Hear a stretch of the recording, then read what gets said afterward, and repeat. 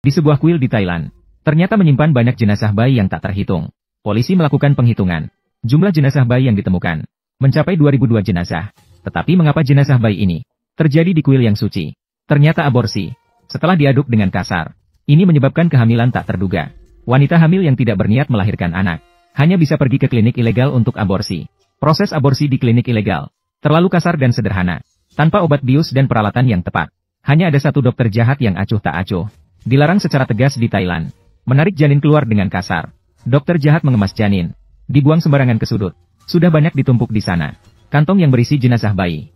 Jenazah bayi-bayi ini akan dibawa olehnya ke sebuah kuil. Oleh penjaga kuil, bersihkan semua jenazah. Hari itu ada seorang wanita hamil meninggal di klinik gelap. Saat jenazah ditemukan, dokter jahat sudah melarikan diri. Jurnalis Ah Kiang tiba di lokasi, mulai memotret jenazah. Ah Kiang terkejut. Ah Kiang merasa ngeri. Bersiap meninggalkan dengan rekan kerja. Ternyata di tangga, melihat hal mengerikan lagi. Namun rekan kerja di sebelahnya tidak melihat insiden itu sama sekali. Setelah pulang malam itu, anak perempuan Xiao Mei tiba-tiba melihat ke belakang. Ayah, ibu, tunggu adiknya ya. Pasangan Ah Kiang tidak melihat apa-apa. Hanya mengira anak perempuan melihat sesuatu. Namun keesokan harinya, anak perempuan melihat ke arah kuil di jalan. Ayah, ibu, bawa pulang adiknya bersama-sama. Pepsi, pasangan Ah Kiang salah mengira. Anak perempuan ingin adik. Maka mereka memutuskan untuk memberikan adik kepada anak perempuan. Namun, keadaannya tidak semudah itu. Istri bernama Jin sedang membeli makan malam. Xiao Mei mendengar tawa anak-anak. Diam-diam berbalik dan pergi. Adik kecil.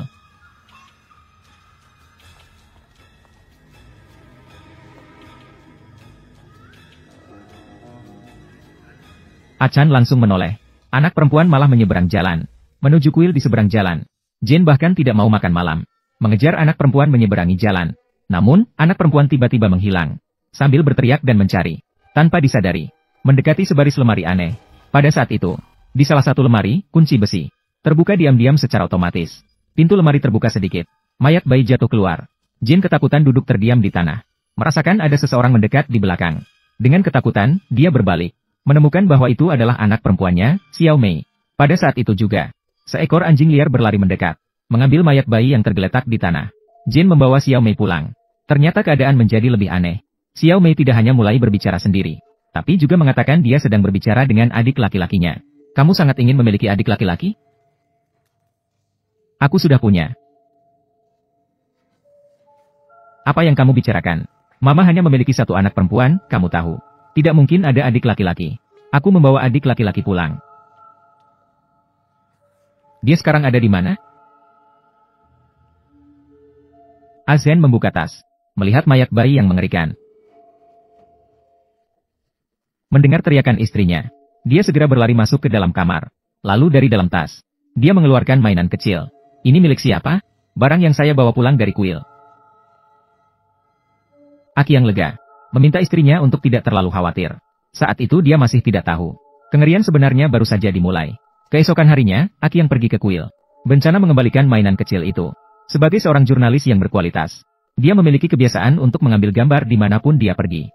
Namun saat dia sedang memotret, seorang pria tua tiba-tiba muncul. Tiba-tiba terdengar suara aneh dari luar rumah. Setelah Ah Kiang pergi dengan bijaksana, kembali ke mobil dan melihat foto-foto tadi, dia menemukan di foto-foto tersebut, ada bayangan putih yang sangat aneh muncul. Ah Kiang curiga kamera mengalami masalah. Namun setelah rekan kerja melihat foto-foto tersebut, mereka merasa bayangan putih itu mirip wajah bayi. Hal ini membuat Ah Kiang merasa ngeri. Malam itu, semakin Ah Kiang memikirkannya semakin tidak enak. Tiba-tiba terdengar suara aneh dari luar rumah. Dia segera bangun dan melihat. Menemukan di salah satu karyanya, ada banyak sidik jari anak-anak. Di rumah hanya ada seorang anak perempuan bernama Xiao Mei. Maka dengan alamiahnya, dia curiga itu adalah sidik jari Xiao Mei. Namun Xiao Mei memberitahu Ah Kiang, itu adalah milik adiknya. Ah Zhen merasa bahwa putrinya sedang berbohong. Maka dengan serius dia menegaskan padanya, bahwa dia sama sekali tidak memiliki adik laki-laki. Di rumah hanya ada satu anak perempuan. Namun pada malam ini, kejadian mengerikan terjadi lagi. Xiao Mei dipanggil seolah-olah diam-diam keluar dari rumah, mengayuh ayunan di bawah. Ekspresi bicara dan tertawa. Sepertinya ada anak-anak lain di sekitar. Tapi segera dia tidak lagi tersenyum. Karena ayunan semakin tinggi. Dan tidak bisa berhenti sama sekali. Ayah, ibu, aku sangat takut. Setelah Ah Kiang yang sedang bekerja malam melihat ini, dia segera menggendong putrinya turun. Sehingga tidak berakhir tragis. Malam itu pasangan suami istri menenangkan Xiao Mei. Mereka kembali ke kamar dan mulai mendiskusikan perilaku aneh terbaru putri mereka. Mereka menganalisis dan menganalisis. Mereka tidak pernah terpikir bahwa putri mereka mungkin dihantui. Pertama, dan mereka merasa bahwa mereka terlalu sibuk dengan pekerjaan, sehingga tidak punya waktu untuk menemani putri mereka. Yang menyebabkan putri mereka membayangkan adanya seorang adik laki-laki yang menemaninya. Keesokan harinya, Ah-sen menemukan salah satu murid perempuannya tidak datang ke sekolah. Setelah mengetahui bahwa seorang wanita keguguran dan dirawat di rumah sakit, dia pergi bersama putrinya untuk menjenguk. Tak disangka wajah putrinya penuh ketakutan. Seolah-olah ada keberadaan yang sangat menakutkan di sekitar wanita itu. Ada sesuatu yang sangat menakutkan. Malam itu, Ah-sen sedang tertidur pulas. Tiba-tiba mendengar pintu kamar putrinya bergerak. Dia segera membangunkan suaminya. Setelah sampai di kamar putrinya, mereka menemukan bahwa putrinya tiba-tiba menghilang. Keduanya mencari dengan gila-gilaan. Tidak lama kemudian mereka menemukan putrinya berada di teras luar. Ada asap hitam yang kabur, yang cepat menghilang di belakangnya. Apa yang kamu lakukan di sana? Adikku meminta aku untuk bermain dengannya. Pasangan suami istri ketakutan. Akyang segera melompat ke teras dan membawa putrinya kembali ke rumah. Namun kejadian aneh masih berlanjut. Saat sedang video call dengan rekan kerja tiba-tiba melihat Xiao Mei berdiri di belakang Akyang. Anakmu benar-benar melekat padamu. Apa anak itu? Putri saya dan istri saya pergi keluar. Siapa yang mengikuti kamu? Saya melihat dia di belakangmu. Akyang mengira rekan kerja sedang bercanda. Tidak disangka, detik berikutnya, layar video berkedip. Yang lebih menakutkan adalah, dia melihat melalui pantulan layar. Melihat ada bayangan hitam di belakangnya. Bayangan hitam itu lenyap dalam sekejap. Akyang gelisah memeriksa sekelilingnya. Namun tidak menemukan keanehan apapun. Untuk mencari tahu apa itu bayangan hitam, Akyang sebelum tidur memasang kamera di rumah, ingin merekam segalanya. Namun saat dia baru saja berbaring di tempat tidur, kamera tiba-tiba terjatuh. Akyang mengangkatnya kembali. Sedang bersiap-siap tidur, kamera kembali terjatuh. Akyang mengangkat kamera lagi. Dan dengan cemas, dia memperhatikannya bersama Ah-sen. Melihat kamera tidak terjatuh lagi, barulah dia bisa tidur dengan tenang. Namun setelah mereka tertidur pulas, kamera tiba-tiba terjatuh lagi. Keesokan harinya, setelah Akyang melihatnya, segera periksa rekaman di dalam. Wajahnya berubah. Meletakkan kamera dan langsung keluar. Ajen mengambil kamera. Melihat malam sebelumnya, anak perempuan pergi sendirian lagi. Tidak hanya itu, Akyang menemukan kamera lain. Merekam bayangan hitam itu. Khawatir anak perempuan mengalami kecelakaan. Pasangan suami istri mulai mencari dengan cemas. Akhirnya menemukan bahwa anak perempuan duduk di luar jendela. Adik, selamat tinggal. Xiao Mei. Mengapa kamu duduk di luar jendela? Karena adikku. Adik ada di bawah, ibu. Dia meminta saya turun dan menemaninya. Kamu tidak punya adik. Ayah, kamu tidak mencintai adik? Adik dan saya bilang kamu tidak mencintainya. Ucapan itu membuat Akyang merinding. Melihat anak perempuan semakin aneh. Dia dan istrinya bingung. Hanya bisa menemani anak perempuan setiap hari. Namun beberapa hari kemudian, kejadian mengerikan terulang kembali. Ayah, adik kembali. Mainan kecil yang dia ambil. Ternyata dia kembali sendiri. Saat itu, Ah-sen mulai menangis histeris. Berperilaku seperti anak kecil. Adik.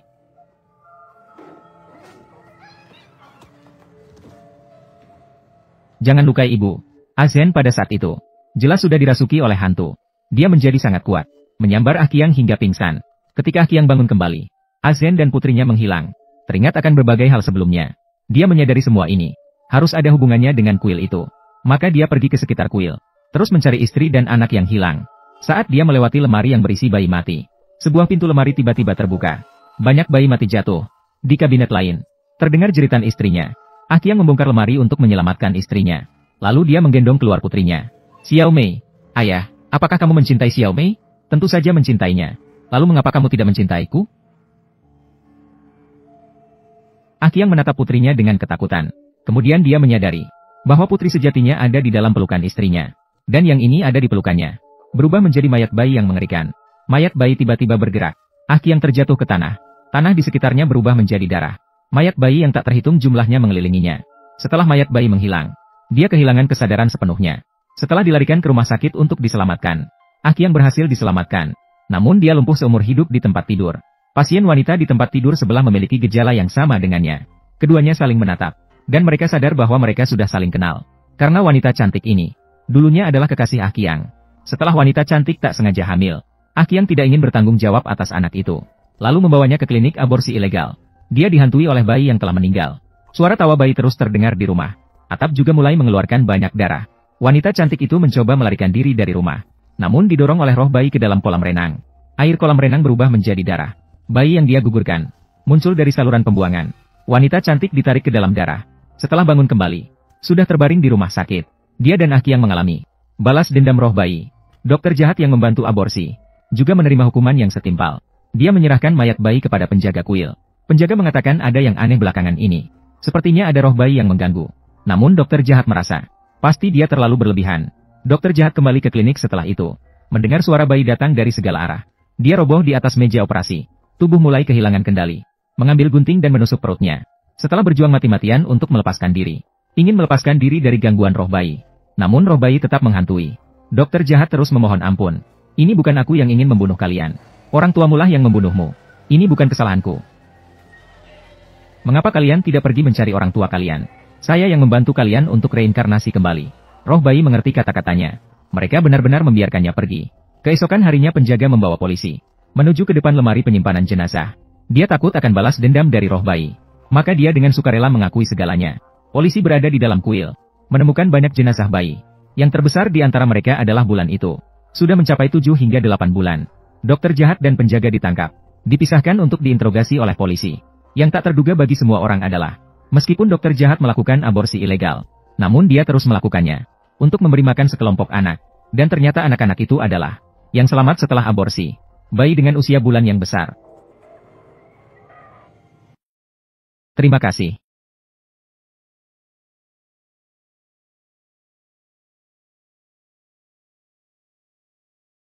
telah menonton.